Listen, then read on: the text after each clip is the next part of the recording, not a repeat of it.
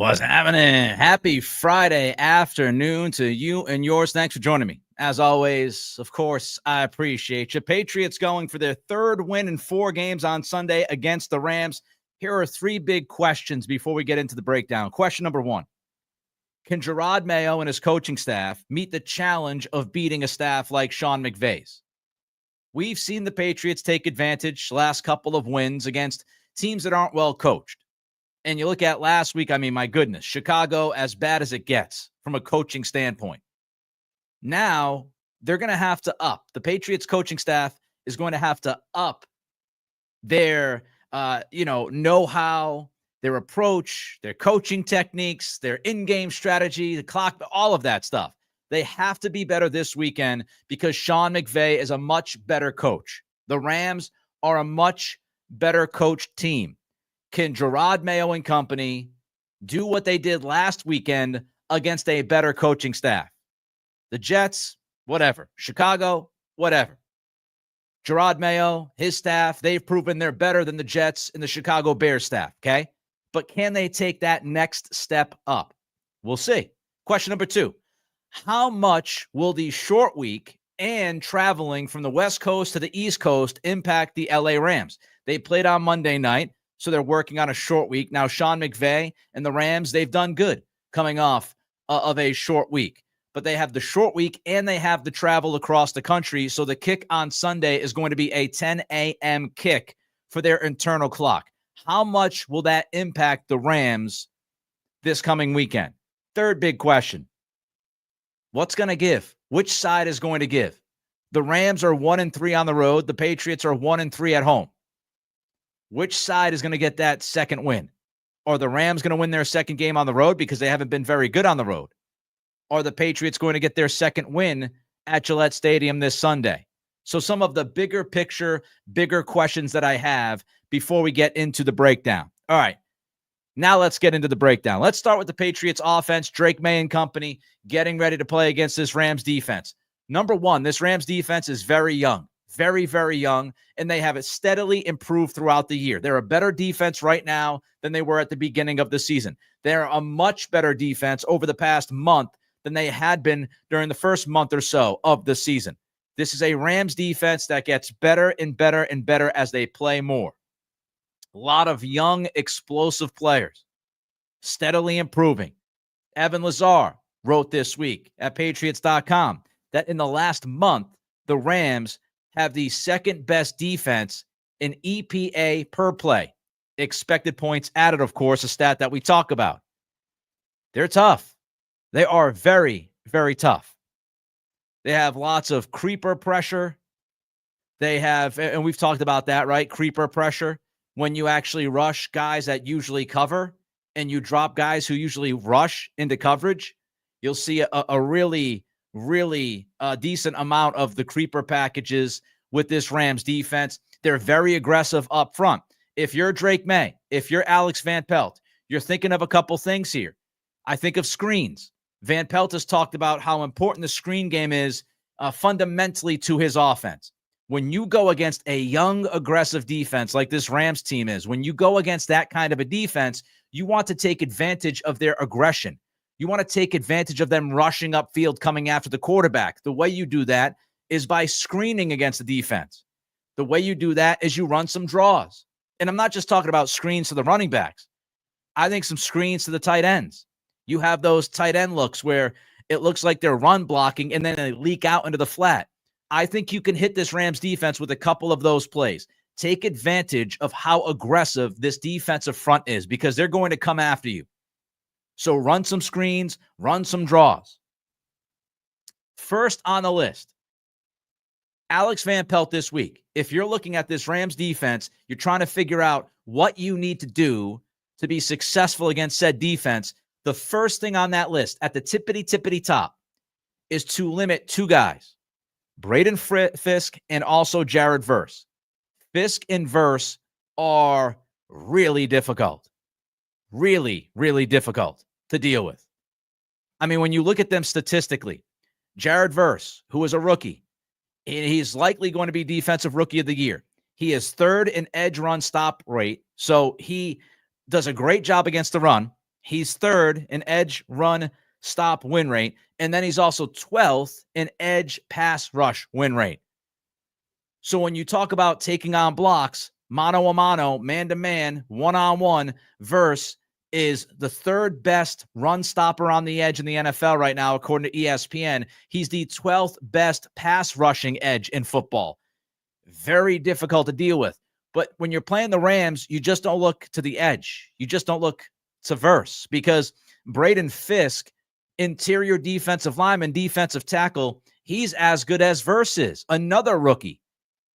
Fisk is 5th in run stop win rate, interior defensive line wise. He's 10th in pass rush win rate. So he's top 10 in both against the run and when he's rushing the passer. Again, one-on-one, he beats guys. And so Verse and Fisk, if you're Alex Van Pelt, if you're Drake Maye, those two guys are the first two guys that are on your list to try to limit. You can't get beat by those two guys. The Patriots, we know their offensive line challenges. They've had issues. Let's dig deeper into the Jared Verse part of the equation here. Verse against the Dolphins on Monday night. He had 5 pressures. He had 4 hurries. He had 4 tackles. He had a sack. He had a fumble forced and recovered. And he had 2 tackles for loss. That brought his season totals to 4.5 sacks, which leads all rookies, and 11 tackles for loss, which ties Von Miller and Micah Parsons for second most through a player's first 9 career games since tackles for loss became an official stat in 1999. Jared Verse is literally doing things as a rookie on the defensive line that only so many guys have done over the past 20, 25 years in the league. That's how good he's been. Verse passed Myles Garrett for the longest active streak of games with 3 or more pressures. He has 9 of those. And he's the first to do that in his first 9 career games. I mean, these numbers just jump out at you. And it's not just Verse and Fisk. Those guys are the top 2. But you also have to deal with Kobe Turner, who finished, I think it was 3rd in Defensive Rookie of the Year last season, and Byron Young. Those guys are also not easy to deal with. On this defensive line for the Rams, you have talent, you have youthful exuberance, and it's going to be very difficult for the Patriots offensive line to hold these guys back. Which begs the question, will Van Pelt help Vidarian Lowe? Van Pelt's done a better job in helping his tackles against pressure, against the pass rush. He has to do that again on Sunday. Van Pelt has to make sure that Jared Verse is not going to destroy this game single-handedly. We've seen it happen this season, right? We saw it happen with Jeffrey Simmons. We saw it happen with Nick Bosa. Van Pelt needs to show us that he continues to improve in that category. Help your tackles. Help Vidarian Lowe, because you cannot leave Vidarian Lowe on an island against Jared Verse. If you do, you are going to get torched way too many times for my liking. So we have to see that. All of us watching the game on Sunday, we have to see Van Pelt's game plan for the best defensive player on the opposition's defensive line. If Verse is just destroying this Patriots offense, if Verse is in the backfield constantly, that's an Alex Van Pelt problem. You cannot allow him to dominate this game. And Mike Onwenu has to step up. Onwenu has not been as good than he has been in prior years. It could be because he's shuffling between positions. It could be because he got his contract. I don't know what it is. But he has to step up this weekend, because we anticipate Onwenu being at right guard, and he's going to have to deal with Fisk at least a few times in this football game. So you need Mike Onwenu at his best, and Alex Van Pelt needs to scheme against Jared Verse and not allow Verse to destroy his offense. Can the Patriots run on Sunday? Can they run well on first and second down? You go back to the Chicago game last weekend. The Patriots ran for less than 4 yards a carry. That's nothing to write home about. But if you look at their first down run game on offense, they were really good. They ran the football incredibly effectively when you look at first down offense last week. First and second down, they were getting positive yardage. They were turning third down into medium or third down and short when they were moving the football. They're going to have to do the same thing this weekend against the Rams. They need that first and second down success running the football to make sure the defensive line doesn't pin their ears back and make life miserable for Drake Maye. Because the Rams run defense, it ain't the Bears, okay? This Rams run defense, it is not Chicago's run defense, okay? It is not. When you look at it statistically, they're 8th in the NFL in yards per carry. They're 7th in run stop win rate. They went against Miami on Monday night. Devon Achane ran 12 times for 37 yards, and one of those 12 carries went for 15 yards. I'm not a math major, but that tells me that Devon Achane ran 11 times for 22 yards outside of that one run for 15 yards. We're talking 2 yards a carry for Devon Achane on Monday night. This is a very, very difficult defensive front to deal with because they are good against the run and they get after the quarterback. The Rams forced a loss or 0 yards on almost 32% of the Dolphins' rush attempts last week. That is the third highest rate of the week. It was LA's best of the season by over 10%. Bobby Brown, going to make a prerogative joke, had a big game for the Rams defensive front. So they can slow down the run and they can get after the quarterback. But if you have some success on first and second down, you can have some success on third down. The Rams are right about the middle of the pack with third down defense. They're 14th in the league. So that goes back to it, right? And when I say some success on first and second running the football, I don't mean run the football on every first and second down. All right, don't get it twisted. What I'm saying is when you do run on those early downs, you have to have success in doing so. If you have success on first and second down, this Rams defense will be a little bit different. But you have to have that.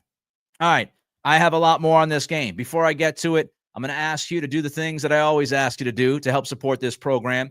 Click that thumbs up on YouTube. Every single like means more eyeballs, so make sure you click that thumbs up if you haven't yet. Throw a comment in. How do you feel about this game? Do you think the Patriots will win this football game on Sunday? Do you think they have what it takes offensively to combat this Rams defense? So throw a comment in. Likes and comments, they help us beat that YouTube algorithm. And I've got some great subscriber news. We had Crafts and Kickoffs last night, my NFL podcast every Thursday night at 7 p.m. Eastern. I drink a beer. I talk football with all of you. We had a nice subscriber jump last night because of Crafts and Kickoffs. We are now less than 50 subscribers away from hitting our goal of 5,000 by Thanksgiving. So we've got about 13 days or so now to hit 5,000 subscribers. We got less than 50 to get there. So let's do it. Like, comment, subscribe, tell your friends, tell your family, tell your fellow Patriots fans, tell your fellow NFL fans who might not be Patriots fans that we do the dang thing on Thursday nights, Crafts and Kickoffs. Appreciate every single one of you. Of course, my friends at Spotify and Apple Pods, I do not overlook your support either. Rate and review. Back to the Patriots offense. Can Drake Maye take care of the football? It sounds like an obvious question, but given this matchup, to me, this is the most critical part of the game on Sunday. Can Drake Maye take care of the football? The Rams defense has forced 9 turnovers in their last 4 games. More than 2 turnovers per game created by this Rams defense. Drake Maye cannot give the football away on Sunday. He just can't do it. You're not going to get away with it. You got away with it against Chicago. You could have had more turnovers against Chicago. But you cannot give this Rams team extra possessions. My buddy Taylor Kyles at CLNS, he posted this week, the Rams trail only Houston with 7 interceptions since week 7. Most of the picks were the result of poor decisions by quarterbacks under pressure. Now, if you look at Maye has 7 turnovers. 5 of those turnovers have been interceptions in his 5 starts. If there's one big thing that has not gone well for Drake Maye so far in his 5 starts, it's turning the football over. And it's not only the turnovers he's had, it's also the turnover-worthy plays. Now, he's young. He's going to make mistakes. We all understand that. but he has to take care of the football on Sunday. He has to do it. If he doesn't, the Patriots are in big-time trouble. According to Pro Football Focus, Drake Maye sports the highest turnover-worthy play rate of any quarterback who has recorded a minimum of 20% of his team's dropbacks this season. That's from Taylor Kyles. So when you look at quarterbacks who have had at least 20% of the snaps this year, Drake Maye leads every single one of those quarterbacks in turnover-worthy play rate. So you've got a quarterback who's young, who's made mistakes, puts the football in harm's way, takes risks, and he's going against a defense that has been one of the best defenses in creating takeaways in the last month of this season. And they've been one of the best defenses in picking quarterbacks off since week 7. So Drake Maye has to take care of the football on Sunday. If he doesn't, it's over. Unless Matthew Stafford turns the ball over even more than Maye. But Maye has to take care of the ball. Now, some of the good news for Drake Maye is I think he can extend and scramble and create opportunities for this offense on Sunday afternoon. If you look at the game on Monday night against Miami, there were a handful of plays where Tua Tagovailoa extended the play and got the best of the Rams defense, and that's Tua. We know Tua is not a supreme athlete. He doesn't have the athleticism of Drake Maye. He doesn't have the arm of Drake Maye. So there is a weakness there. If you can extend plays against this aggressive defensive front, you're going to find some opportunities, and we've seen that Maye can do that. So there is some hope with Maye's ability to scramble around, buy some time, that he can attack this secondary of the Rams. So there's your Patriots offense versus Rams defense outlook. Now let's look at the other side. Patriots defense versus the Rams offense. Rams offensive line got somewhat healthier last week, got back their starting center, got back their starting left guard, but they do have some problems up front. And with injuries, it starts at right tackle. It looks like they're going to be down to their third string right tackle on Sunday. So I would imagine the Patriots can attack the right tackle spot. So that's a source of weakness for this Rams pass protection, that right tackle spot. And the Patriots need to take advantage of that. Will the Rams challenge that Patriots run defense? Patriots played the run better last week against Chicago. That could be a Chicago issue more than it is the Patriots solving their problems. When you look at rushing offense, the Rams, they're 6th in the NFL in success rate. They're 13th in run block win rate. But they don't get a lot more yards than expected. 31st in rushing yards over expected with minus 106. So they've shown that they can run the football from time to time, but it hasn't been the most successful spot of their offense on a consistency basis. They've had some trouble consistently running the ball, and that's why they're 18th in rush DVOA. But when you look at some of the other analytics, they've done a pretty good job. Kyren Williams is a dangerous guy. I watched a lot of him at Notre Dame. I'm very familiar with his game. And he's somebody who can beat you running. He's somebody that can also hurt you by catching the football. So I don't think the Rams' run game is devastating, but the Patriots have to be responsible and disciplined and make sure that they're not making some of those simple mistakes that we've seen them make against teams this year. Sean McVay loves basing his offense off the run, but they have not been as good running the football this year as they have been in past years. So if the Patriots, we look at third down, right?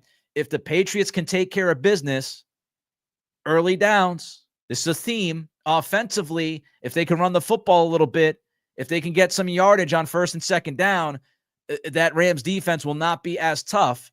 Well, if you look at the Rams offense, they have been awful on third down. Absolutely awful. They're 25th in the NFL on third down. So the Patriots can cause some problems for this Rams offense. You get them into third down, they're not going to be efficient. That's good news. I think the Patriots defense, they actually match up pretty well against this Rams offense. And I would anticipate the Patriots playing lots of man coverage. They've started to play more man coverage. Last week, they played a bunch of man coverage. All three of their wins. My buddy Greg Bedard gave me this stat yesterday on our podcast. All three of the Patriots' wins this year are the three highest percentages as far as man coverage goes for their defense. So the more man coverage the Patriots have played, the better the results. And I would expect the Patriots to play a good amount of man coverage on Sunday, because we could talk about Cooper Kupp. We could talk about Puka Nacua. We could talk about those two receivers. They're not speed demons, okay? They're not super fast or super quick. That's not what they do. And so the Patriots have the athletic advantage in the pass game. They're faster. They're more athletic with their cornerbacks. And I think if they play man coverage, they can be sticky. They can have some sticky coverage against Kupp and Nacua. And they could slow this offense down, because if you make this Rams offense one-dimensional and they've got to run the ball 35 times, that's not what they want to do with the way their offense has been playing.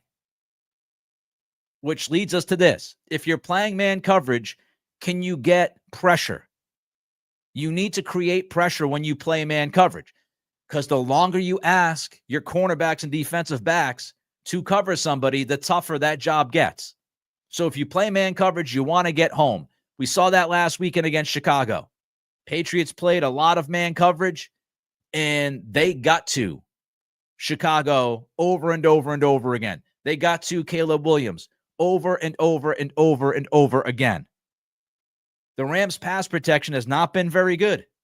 20th in pass block win rate.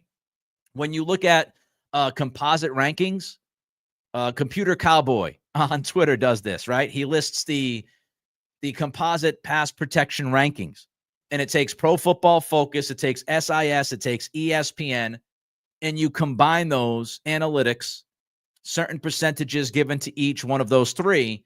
And in the pass protection composite rankings, the Rams are 28th. So they've been one of the worst pass protecting offensive lines in football. So envision this. If you're the Patriots, if you're DeMarcus Covington, man coverage with the more athletic defensive backs that you have against their wide receivers, you try to lock them up in man, and then you get that pass rush going against this LA offensive line. That's the recipe. You play man coverage on the outside, you lock them up, and then you can get that pass rush on the O-line, making Matthew Stafford's life downright miserable.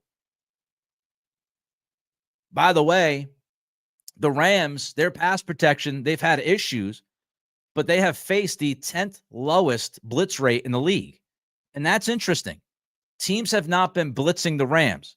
The Patriots love to blitz. The Patriots, they blitz the 5th most in the league. So they blitz more than 27 other teams in the NFL. Covington loves blitzing. The Rams have not faced a lot of blitzes. Will Covington blitz on Sunday? Or will he look at the film and say, teams aren't blitzing the Rams, they're still getting home against this offensive line, maybe we don't need to blitz as much? According to Next Gen Stats, the Patriots, they blitzed Chicago last weekend almost 49% of the time. Almost 1 out of every 2 dropbacks, they were blitzing Caleb Williams. That is a massive amount of blitzing. Massive amount. The Patriots blitzed the 3rd most in the NFL last week. Will we see that again? If it's the same game plan as it was against Chicago, then yes, we will see a heavy amount of blitz. We'll see man coverage. Keon White could have a big game. He was a beast last week. Evan Lazar wrote this week that Kevin Dotson, the offensive guard for the Rams, he's 45th out of 57 qualified guards in pass blocking grade, according to Pro Football Focus. So the Patriots could win that Keon White, Kevin Dotson matchup on Sunday. And Keon White might be able to get some easy pressures and get in that backfield. When we talk about man coverage, here's another point that needs to be brought up. And this, again, is from our friend Evan Lazar. Does a great job compiling some stats. Matthew Stafford is 31 out of 34 qualified quarterbacks in EPA against man coverage. So literally, Matthew Stafford is one of the worst quarterbacks in football against man. And it goes back to what I just mentioned with those wide receivers. They're not speed demons. They're not ultra athletic. And if you can lock them up in man, they have a tough time. The coverage gets a little bit sticky, and that makes the quarterback uncomfortable. Stafford's been awful against man coverage. He was bad against man coverage on Monday night against Miami, including throwing a pick. So you play man coverage against the Rams. You make Stafford uncomfortable. You limit their run because you got more bodies up front by playing man coverage. And you force them into third down. I think the Patriots could do some things to slow down the Rams offense. Absolutely believe they can do it, but they've got to execute. Don't forget to like. Don't forget to comment. Don't forget to subscribe. We're less than 50 subscribers away from our goal of 5,000 before Thanksgiving. We can do it. So make sure you like, you comment, you subscribe. Likes and comments defeat that YouTube algorithm. Stay disciplined. This is a big part of the game on Sunday is defensive discipline. Don't lose your eyes because Sean McVay is going to run a lot of motion. He's going to try to throw you off with that motion, with some of that misdirection. He runs, bunch formations. He runs a lot of condensed sets. Wide receivers in tighter than usual. So you've got to be disciplined. And we've seen at times the Patriots defense has not always been the most disciplined defense. So you make sure that you are disciplined. You're trusting your eyes. You don't get, wrapped up in all the motion stuff and you play responsible football. Because again, McVay will run the motion.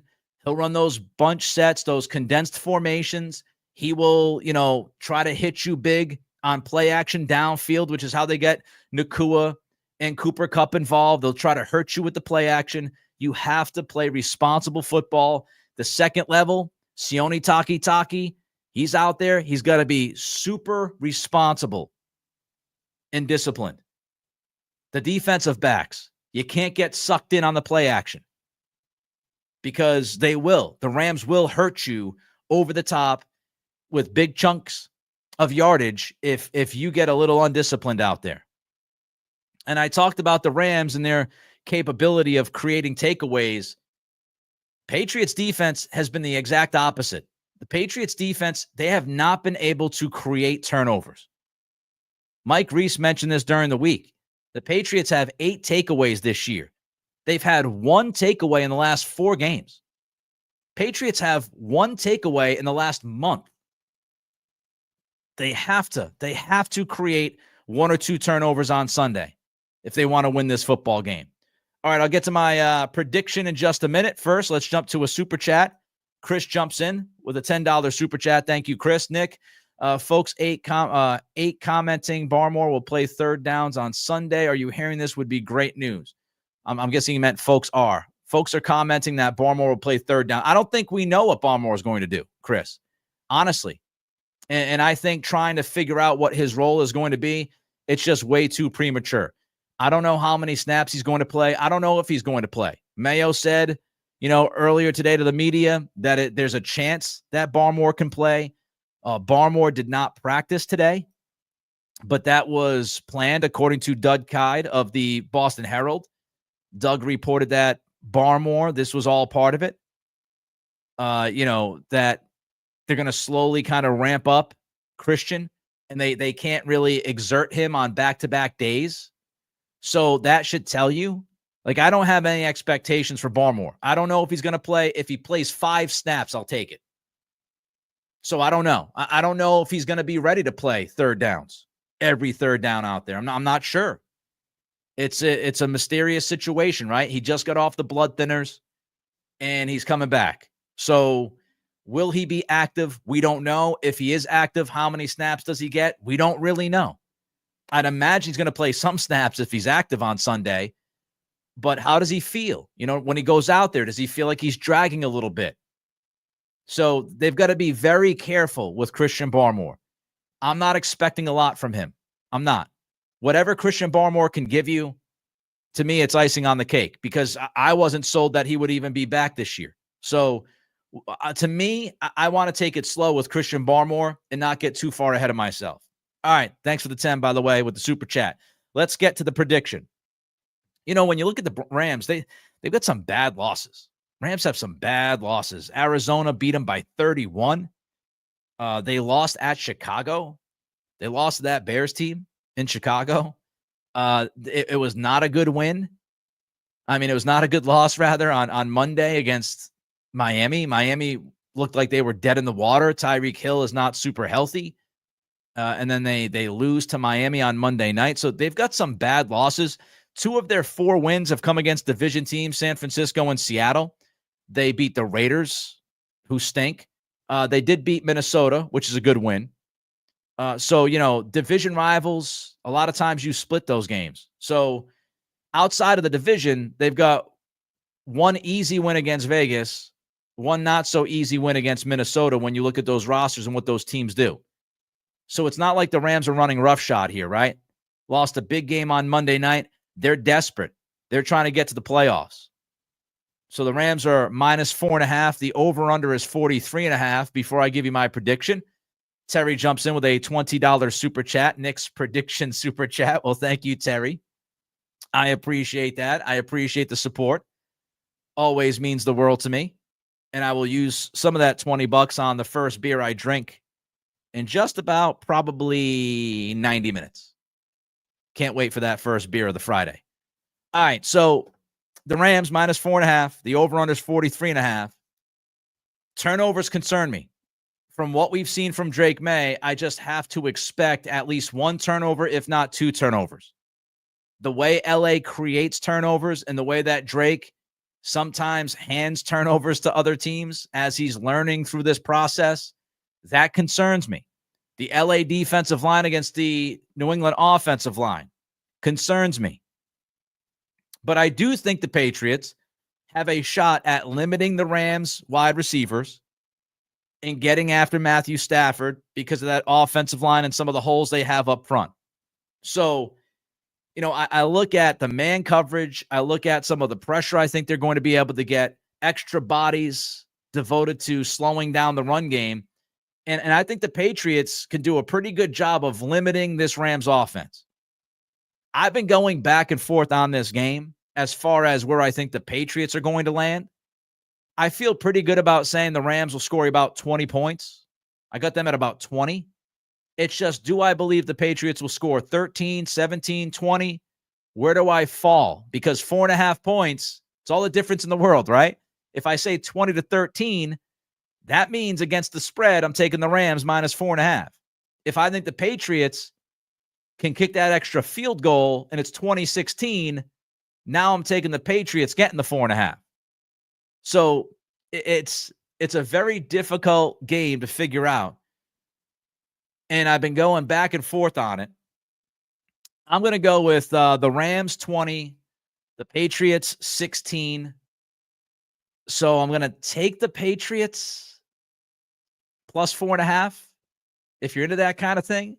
If you're asking me if I'm confident, I am not confident. I could easily see this game be 23-13. I can easily see this game be, 20-13. I can see this game being 20-10.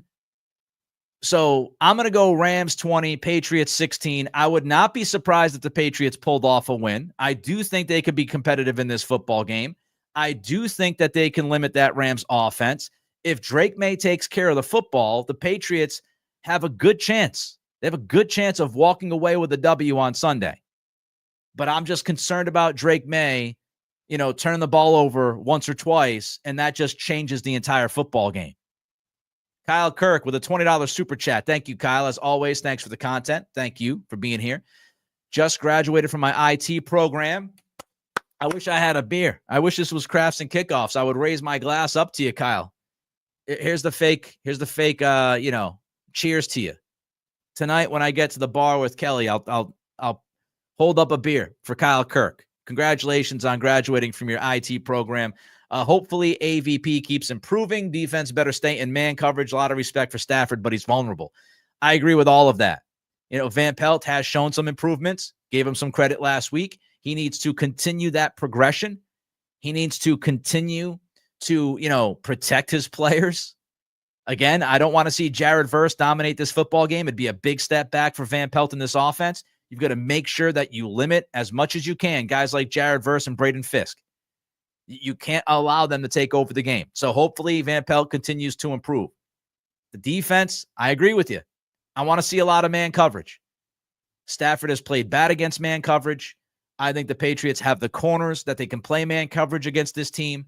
I want to see man coverage. I want to see some aggression up front and go after Stafford, make him feel very uncomfortable. Anonymous jumps in with a $10 super chat. Super chat for a Patriots win. Hopefully, your lips to the football god's ears. Again, I'm not going to sit here and tell you that it's an impossible thought that they could win this game. I would not be surprised if I'm here on Monday talking about at 3 o'clock live on YouTube, the Patriots winning 3 out of their last 4 games and winning back-to-back games. What a thing that would be, right? Getting to 4 wins. They could be 4-7 by late Sunday afternoon. I don't think it's going to happen. I've got the Rams winning 20-16, but I don't think it's an outrageous thought at all. Thank you, Anonymous. I appreciate you. All right, I'm out. I'll talk to you guys on Monday, 3 p.m. We'll recap this bad boy right here live on YouTube. Have a great weekend. Be safe and be well. I appreciate you.